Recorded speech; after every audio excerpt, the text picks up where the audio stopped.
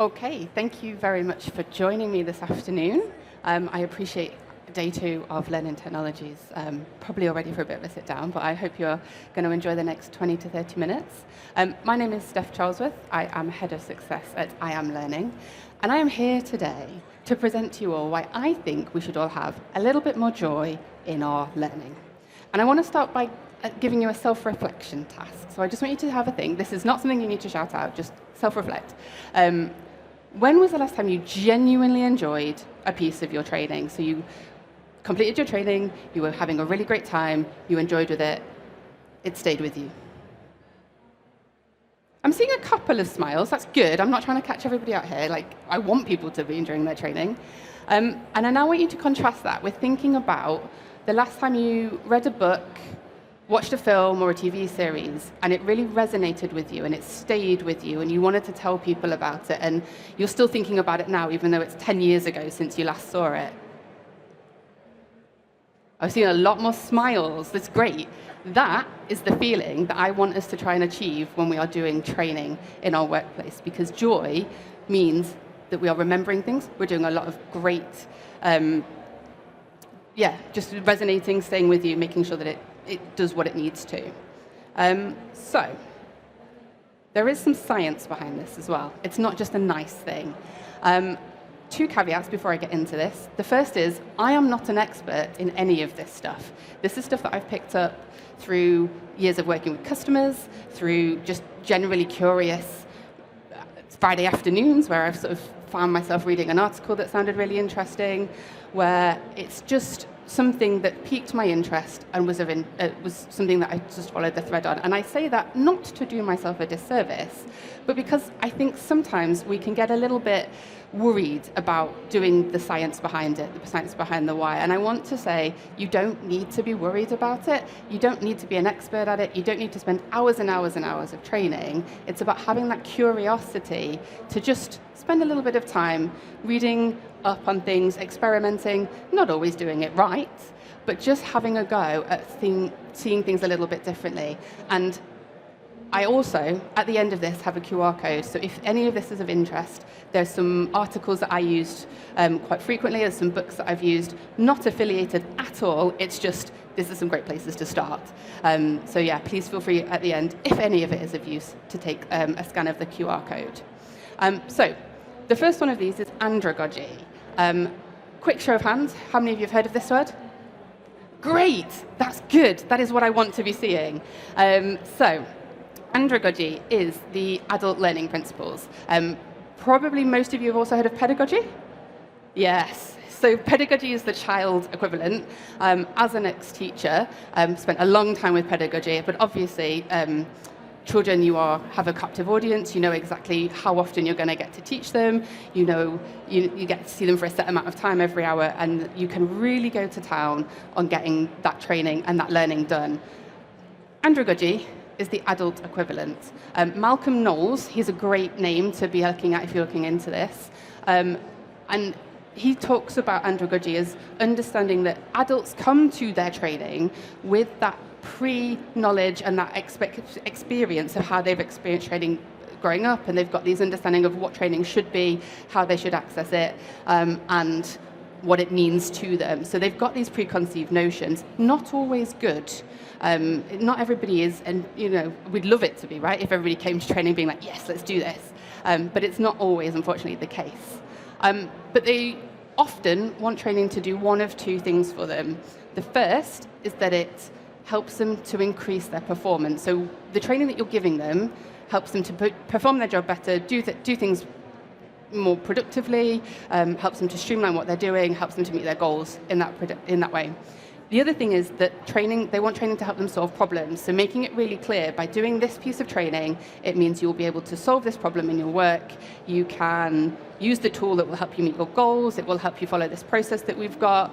It will just help you follow those rules that we need you to follow so that that problem then is solved. So that's really important to be mindful of when I share my joy toolkit in a minute. The second principle, cognitive load theory. This is something that I think you all probably know, but it's worth a quick reminder. So cognitive load theory is obviously that understanding that our working memory has a capacity. We can't just keep going and going and going all of the time. And then when we are delivering training, whether that be e-learning, whether that be in person, again, we would love it if people came to us fully refreshed, nothing else in their mind. They would just kind of go and do that training with us. But that's not the reality. We have got people who are already thinking about that next deadline or that next meeting that they've got to do, or maybe they've got personal things going on that are distracting them. So their cognitive load isn't coming to us from a zero perspective. So we need to be mindful when we are giving people training that it's as simple as possible, basically. What are we doing to make it an easy, accessible way of doing things so that they can understand it, retain it, get on with their day, and doesn't overload them? So thinking about not necessarily giving them walls and walls of text, not using overcomplicated vocabulary or loads of jargon, or if you're having to deliver training that is perhaps sensitive, so safeguarding training, working with vulnerable people, that kind of side of things, or if you are having to deliver training that is super technical, making sure that you build in space around that so that people's cognitive load doesn't overload, so it doesn't just go in one ear straight out the other, so that they can then retain the knowledge and the information that you're trying to give them so that they can do their jobs better, improve their performance, get on with things. And the third and final theory that I just want to touch on before we get into the toolkit is emotional tagging. Now, I made you all do this at the start, so when I asked you to think about the book or the film, a lot of you smiled, and that was an emotional response. And emotional tagging can be a really important thing for us to think about when we're bringing people in to do training. We want to think about how we're making them feel when they're doing the training, so that, again, it helps them to stick, it helps it to be that retaining information.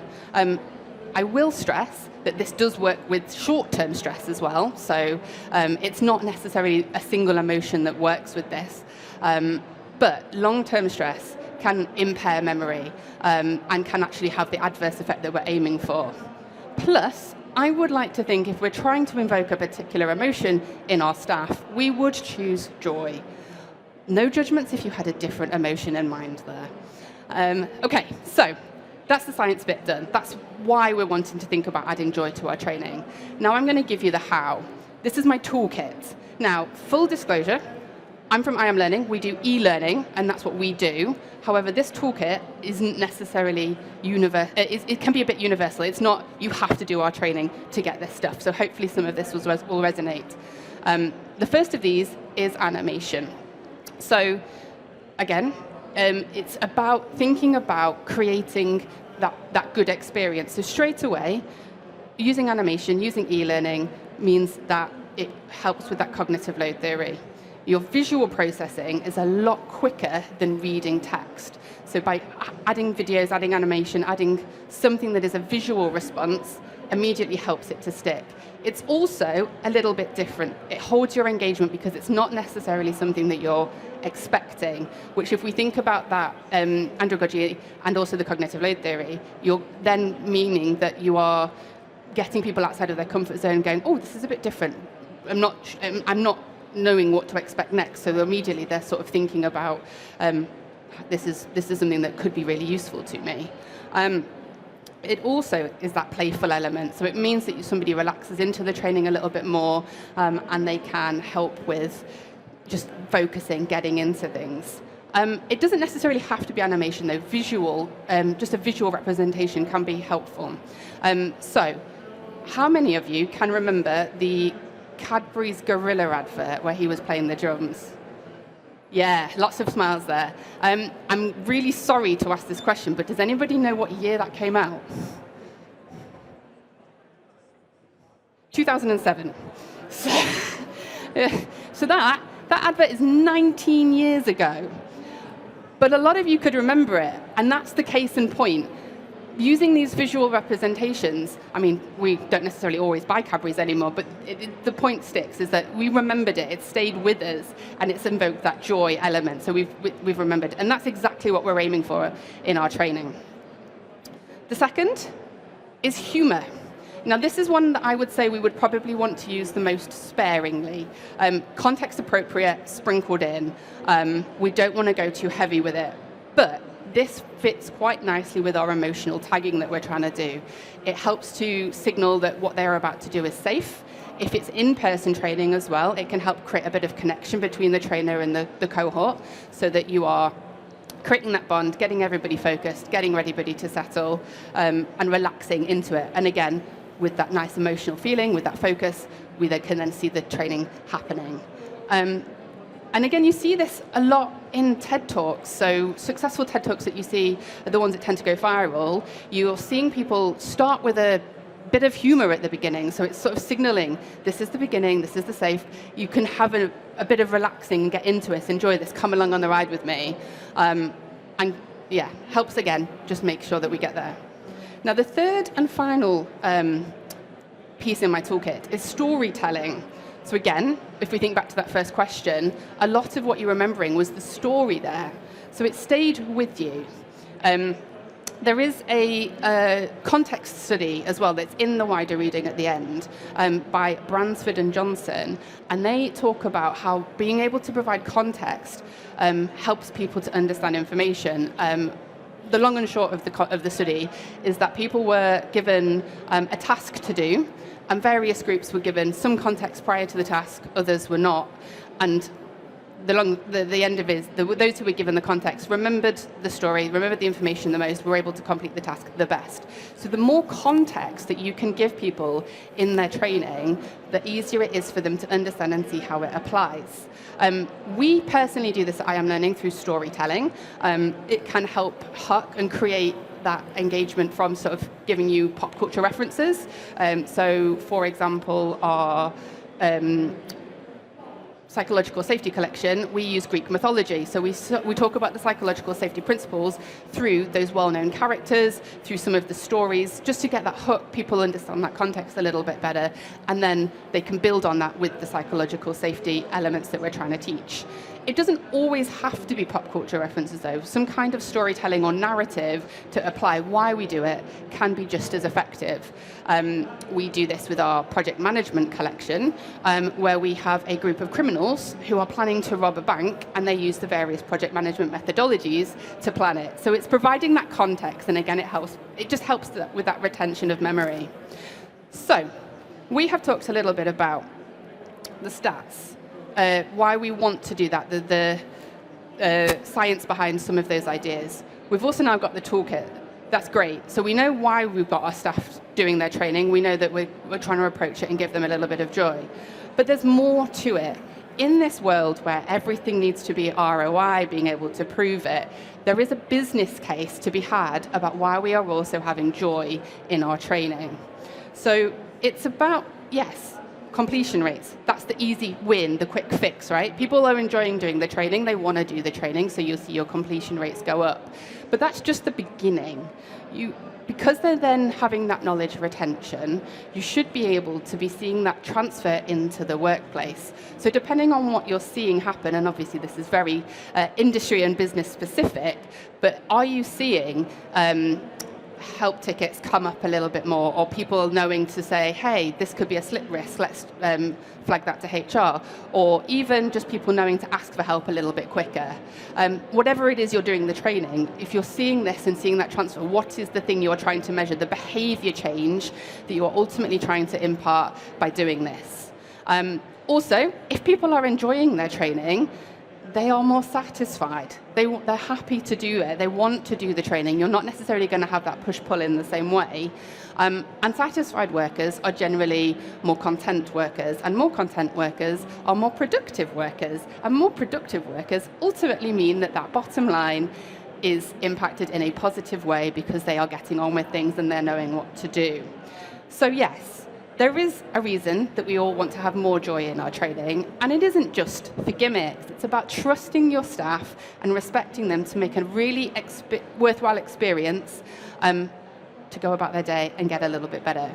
So, as I come to the end of my talk, I would like to invite you, as you're traveling home today, to have a think about one piece of training in your library that could use a little bit more joy. We have time for questions.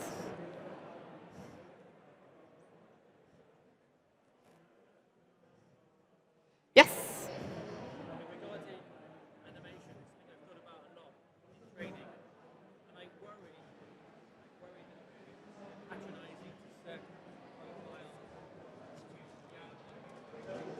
Yep. not serious enough, etc. Yes, so the question is, it could be seen that using animation could be seen as not serious, not a bit patronizing for people. And I think part of that is understanding that what people's past experiences of training are.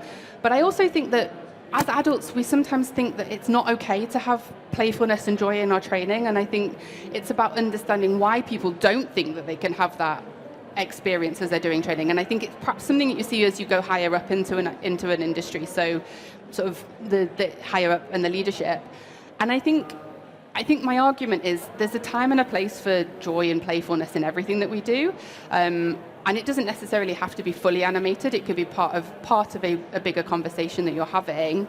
But I think that there's place for joy in everything that you do, and animation can be part of that. So, yeah. Any other questions? No, awesome. Well, I'm not going to make you sit here for 10 minutes. Thank you very much for coming. And yeah, if you want to talk about it anymore, please come find me. Thank you.